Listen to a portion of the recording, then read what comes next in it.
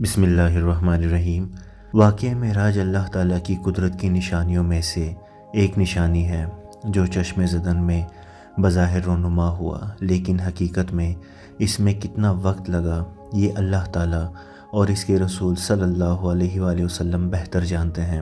اللہ تعالیٰ نے اس واقعے میں اپنے محبوب پیغمبر حضرت محمد مصطفیٰ صلی اللہ علیہ وآلہ وسلم کو اپنی قدرت کاملہ کا مشاہدہ کرایا۔ واقعہ معراج اعلان نبوت کے 10ویں سال اور مدینہ ہجرت سے 1 سال پہلے مکہ میں پیش آیا۔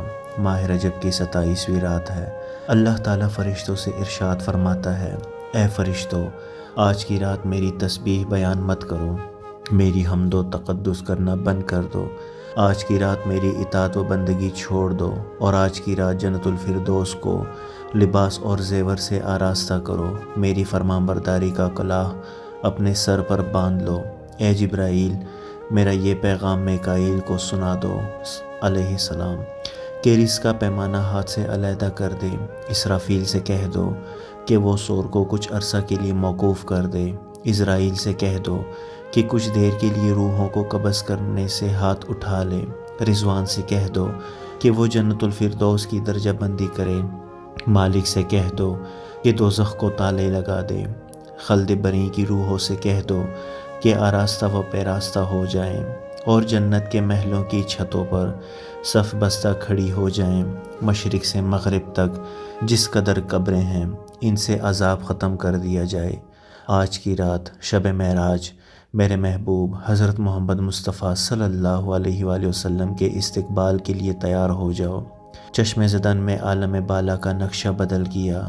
حکم ربی ہوا، اے جبرائیل علیہ السلام، اپنے 70,000 فرشتے لے جاؤ۔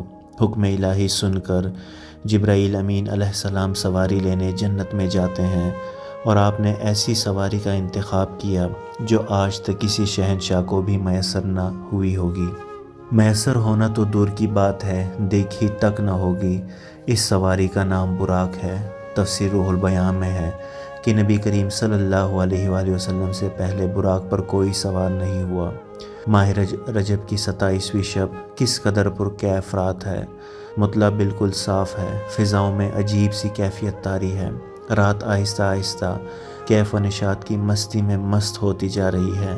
ستارے پوری آب و تاب کے ساتھ جھلملا رہے ہیں۔ پوری دنیا پر سکوت و خاموشی کا عالم طاری ہے۔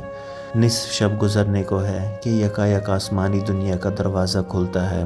انوار و تجلیات کے جلوے سمیٹے حضرت جبرائیل علیہ السلام نورانی مخلوق کے جھرمٹ میں جنتی براق لیے آسمان کی بلندیوں سے اتر کر حضرت ام ہانی رضی اللہ تعالی عنہا کے گھر تشریف لاتے ہیں، جہاں ماہ نبوت حضرت محمد مصطفیٰ صلی اللہ علیہ وآلہ وسلم محو خواب ہیں، آنکھیں بند کیے، دل بیدار لیے آرام فرما ہیں۔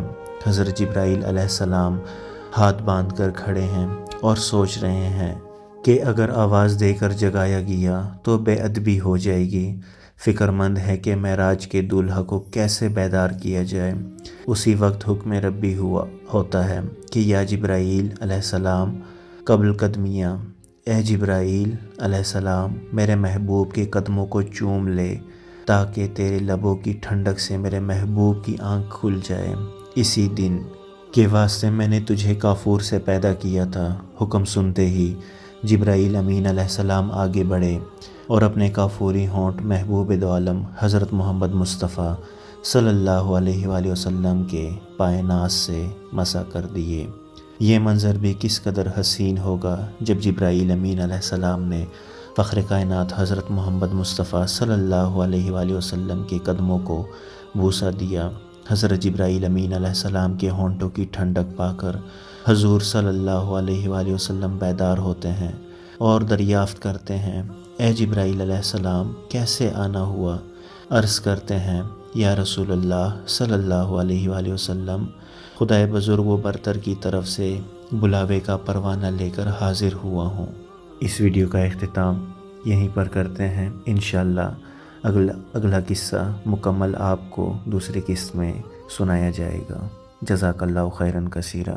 اللہم صلی علی سیدنا محمد وعلی آل سیدنا محمد وبارک وسلم۔